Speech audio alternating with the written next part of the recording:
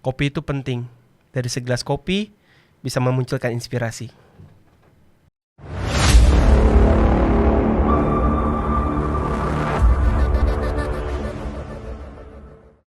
Episode kedua di Suara Menteng bersama Bang Zufar. Boleh tepuk tangannya semuanya.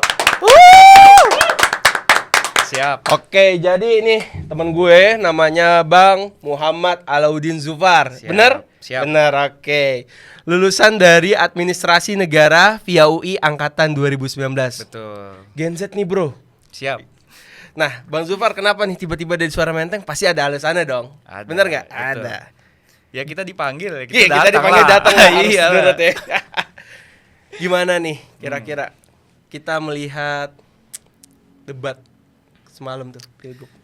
Oke ya, yang pertama sih gue bisa mau kasih apresiasi buat semua paslon. Karena mereka udah membawa suasana yang santai, suasana yang sejuk, yang akhirnya itu yang muncul itu ide-ide dan gagasan. Ide dan gagasan, Nggak ya. ada sindir menyindir segala macem gitu. Jadi ya kita bisa ngedengar gagasan-gagasan mereka langsung gitu. Nggak ada iklan-iklannya lah gitu. Nah, nggak ada embel-embel lah intinya. Yes, betul. Lebih oke lah. Dan menurut gua debat Pilgub kemarin itu bahkan lebih dewasa dibanding debat Pilpres Pilpres. sebelumnya ya. Dan harus jadi ya pelajaran lah buat nanti debat-debat selanjutnya gitu. Ya ini artinya ya kita berdebat dengan budaya Indonesia begitu loh, ya kan. Nah, jadi bener sih kata lu Bang. Debat semalam tuh lebih asik lah intinya. Karena nggak terlalu banyak nyindir satu sama lain. Yes, Gagasannya ditampilkan. betul. Ya mungkin ada lah secara tersirat nyindir-nyindir Iya, wajar biasa, lah. wajar kalau itu sih. Masih bisa Namanya diterima lah. Nah, terus nih Bang, Gen Z nih. Gue mau fokus sama Gen Z nih. Era-era kita nih. Oke. 97 sampai dengan ya 2000. Berarti 2008 udah bisa milih ya sekarang ya. Mungkin Yes. 2007 2008 udah bisa milih. Iya. Kira-kira Gen Z kemana nih? Menurut lo nih sebagai perwakilan Gen Z deh. Waduh, jangan gue yang jadi perwakilan Gen Z. Tapi pendapat gue pribadi aja ya. Ya.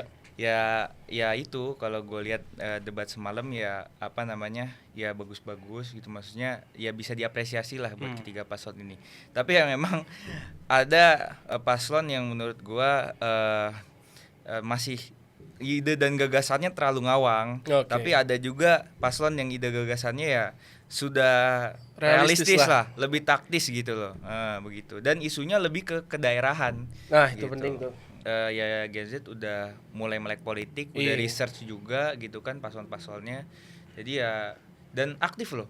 Aktif Gen Z bener. Aktif Sudah loh. Gen Z Ya tuh lihat aktif. aja di organisasi kampus segala macem. Ya, Hmm. mereka aktif dan bahkan lihat aja yang terakhir kemarin itu kan mahasiswa pada turun kan yang Iya. dibilang generasi apatis apa ya, itu nunjukin kalau misalkan ya mereka tuh masih aktif juga gitu loh. Mereka peduli sama apa keadaan sosial masyarakat. Ditambah Gen Z kemarin abis pemilu, ngerasain milih presiden. Betul. Wah, yang paslon 1 berisik, paslon 2 berisik gini, paslon 3 berisik begini. Wah, Udah mulai ngerasain. diredam tiba-tiba pilgub rame lagi. Menurut lu gimana nih kira-kira tentang Gen Z yang peralihan nih? Mereka habis ngerasain pemilu, terus mereka ngerasain pilkada di waktu yang berbarengan nih, bisa dikatakan.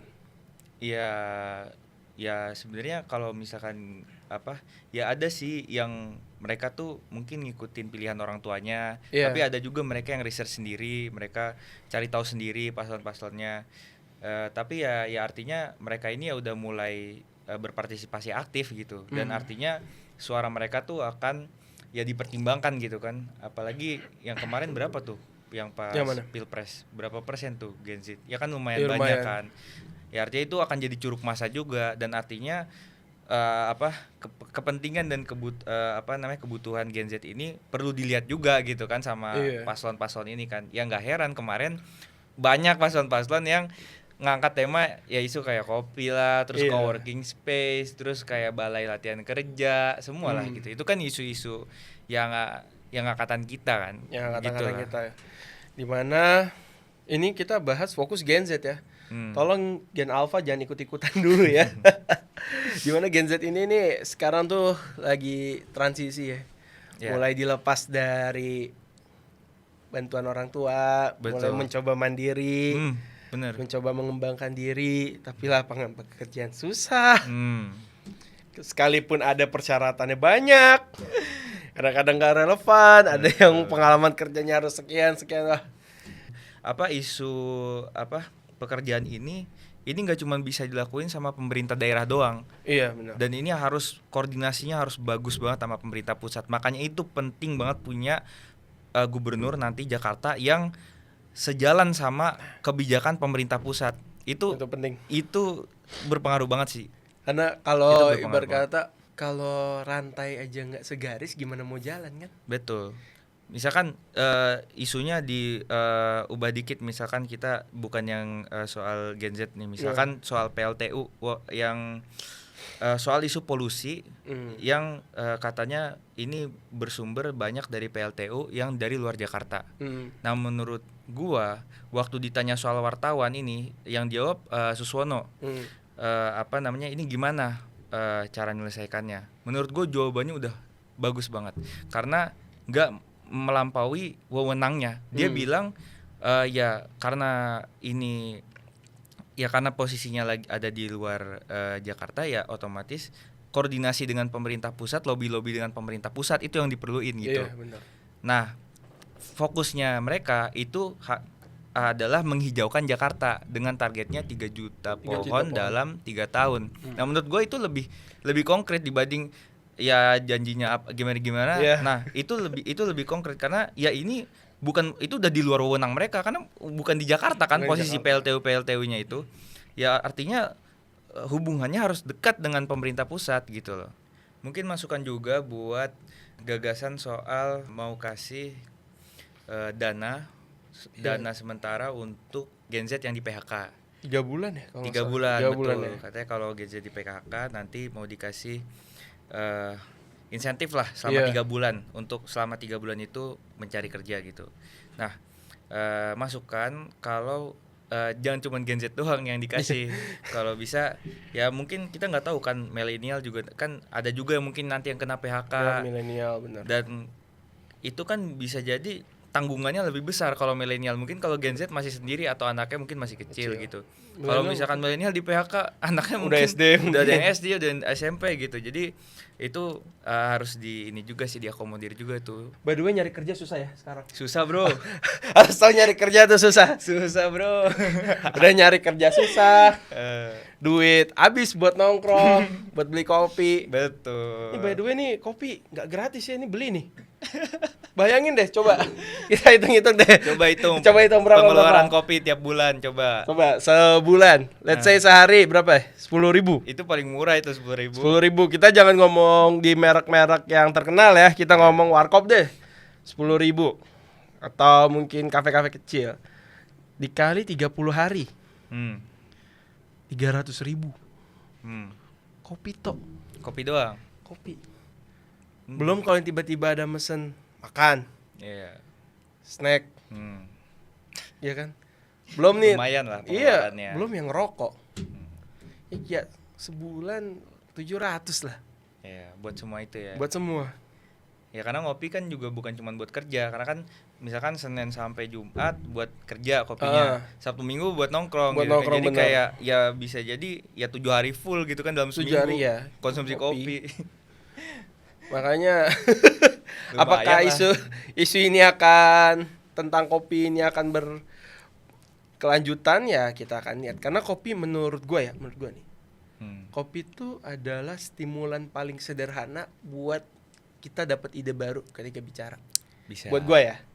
Bisa. Karena kadang-kadang ide itu muncul di saat badan lu rileks. Yes. Dan kopi itu bikin badan lu rileks sebenarnya. Tapi pikiran tajam juga. Bener. Jadi maksudnya kita juga jadi bisa mikir lah di saat kondisi rileks, tapi pikiran kita tajam kan. Iya. Ya. Tapi ada juga sih yang asam lambung ya. Ya asam lambung atau GERD tiba-tiba coba diganti sama teh. Sekarang pinggir jalan banyak tuh ada merek-merek teh dah. Tinggal dilihat aja merek teh apa dah. Ya kayak gitu lah. Kalau nih dari lu nih Bang, apa sih yang menjadi kendala terbesar bagi Gen Z untuk berkembang saat ini? Ruang-ruangnya ya harus harus dibuka lagi gitu loh. Sebenarnya potensinya besar anak-anak ini kan, tapi mungkin ruangnya terbatas atau nggak mendapat cukup informasi untuk dapetin ruang-ruang itu gitu untuk menyalurkan ya passionnya dia apa segala macam. Jadi ya menurut gue dengan adanya job fair atau misalkan balai latihan kerja yang bersertifikasi, terus misalkan Car Free Night ya. Iya, Car Free Night. Car Free Night, dan itu nanti akan ada di setiap RW.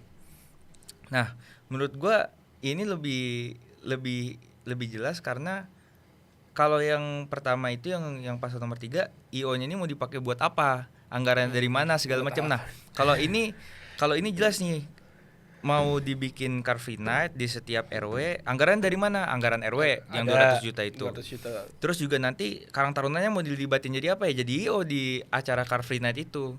Dan gak cuma ngelibatin pemudanya, kan nanti juga UMKM kan juga akan ada. tumbuh sih pasti itu yang pasti. Itu sih. Dan yang saat ini ya, pertanyaan terakhir kayak gini buat Bang Zufar. Lu mau pilih siapa, Bang?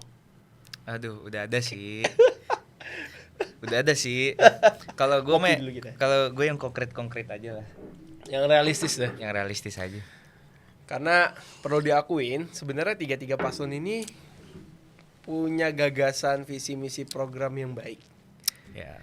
Tinggal ya Gen Z bisa lihat lah mana yang masih ngawang-ngawang, mana yang kayaknya dalam waktu dekat akan terrealisasi, atau yang cuman sekedar janji. Ya kelihatan lah semalam kira-kira cara bicara gimana. Terima kasih bro buat kesempatannya malam ini, dan terima kasih buat teman-teman. Wassalamualaikum warahmatullahi wabarakatuh. Thank you bro.